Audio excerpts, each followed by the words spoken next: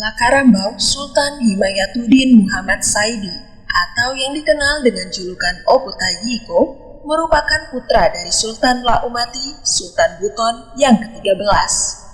Kehidupannya di masa kecil hingga remaja layaknya kalangan aristokrasi Keraton Wolio Buton yang umumnya memperoleh pendidikan akhlak dan budi pekerti berlandaskan Islam yang langsung diajarkan oleh para orang tua di lingkungan Keraton Buton. Ia diajarkan baca tulis Al-Quran, aksara Buri Wolio, hingga bela diri. Beranjak remaja, fisik Himayatuddin tumbuh lebih cepat dari teman seusianya. Ia memiliki postur badan yang tinggi, besar serta tegap. Dengan fisiknya itu, orang sekelilingnya mengenalnya sebagai Lakarambau atau kerbau dalam bahasa Wolio. Pada tahun 1750, ia dinobatkan sebagai Sultan Buton yang ke-20. Sejak awal pemerintahannya, ia dengan tegas menolak untuk tunduk dan patuh pada perjanjian abadi yang dibuat oleh para pendahulunya dengan pihak Belanda, karena tidak menguntungkan pihak Buton. Sikap itu menyulut api permusuhan Kompeni Belanda terhadap Buton. Dalam menjalankan pemerintahannya, Himayatuddin selalu mencari hal untuk menyatakan permusuhan dengan Belanda. Pada 1752, terjadi perompakan kapal Rustenburg milik VOC. Sultan Himayatuddin dianggap bersalah dan Belanda menuntut ganti rugi dari pihak Buton sebanyak 1.000 budak. Tentu saja Sultan Himayatuddin menolak untuk mengabulkannya. Para pembesar Buton pun meminta Himayatuddin turun dari jabatan Sultan dan ia digantikan dengan Hamim Sultan Sakiuddin. Pergantian tersebut hanya tindakan mengelabui mata Kompeni agar mencegah timbulnya pertentangan yang dapat menimbulkan penyerangan Kompeni atas Buton. Saat tuntutan ganti rugi 1.000 budak tidak juga dibayarkan, pihak Kompeni menyodorkan perjanjian ganti rugi baru kepada Sultan Sakiuddin yang harus dibayarkan segera berupa 71 budak beserta emas dan perak. Sultan Sakiuddin menyetujuinya. Ia pun mengirim 80 budak, tapi yang ia kirim adalah orang-orang berusia lanjut dan anak-anak di bawah umur yang tidak ada gunanya bagi Belanda, dan itu malah menambah beban pembiayaan yang harus dikeluarkan oleh Belanda. Untuk mengurangi biaya hidup mereka dan kemungkinan mati, maka Belanda menjual mereka di pelelangan umum.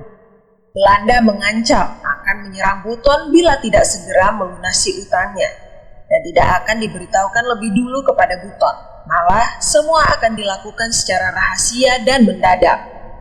Ancaman Belanda tersebut tak lepas dari laporan yang diberikan oleh Petzold yang menyatakan bahwa pihak Kesultanan Buton telah bersiap untuk perang dengan Belanda.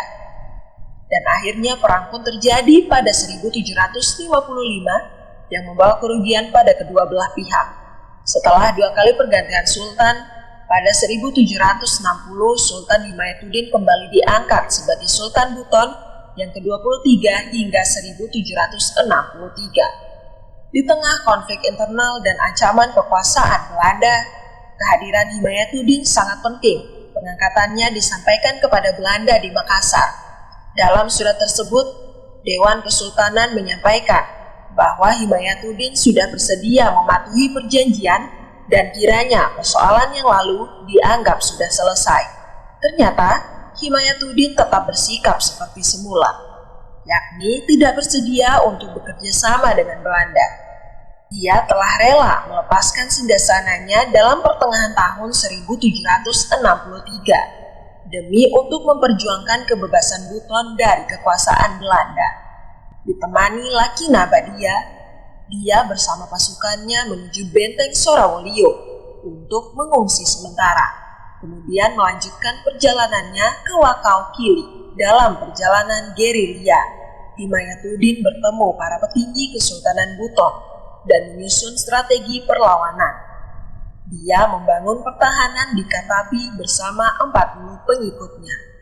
Dari Katapi, Himayatuddin pindah ke Wakaisua dan membangun benteng di sana. Menghadapi serangan pasukan Belanda, dia pindah lagi ke kawasan belantara Lakasuba. Dari sini, Himayatuddin merumuskan pola pertahanan baru kenal dengan Perang Rakyat Semesta. yang dibagi atas 3 unit pasukan reaksi cepat Sambo-Samboeka. Wilayah Kamaru meliputi Lasalimu, Pasarwoja, Sampolawa. Demikian, Himayatuddin dan pasukan berpindah dari satu tempat ke tempat lain. Pusat pertahanan terakhir Himayatuddin adalah puncak Gunung Siantopina, Kampung Wasuamba, sejak tahun 1755, tidak lama setelah Perang Buton versus Belanda. Himayatuddin tinggal dan menetap di Siantopina sampai akhir hayatnya tahun 1776.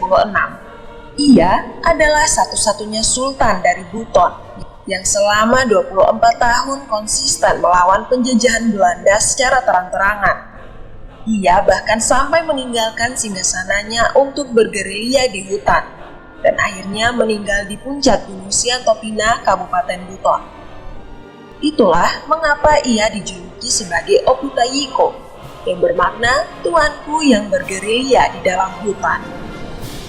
Pada tahun 2019, negara mengakui jasa-jasanya dan menganugerahkan gelar pahlawan nasional kepada Sultan Himayatuddin Muhammad Saidi.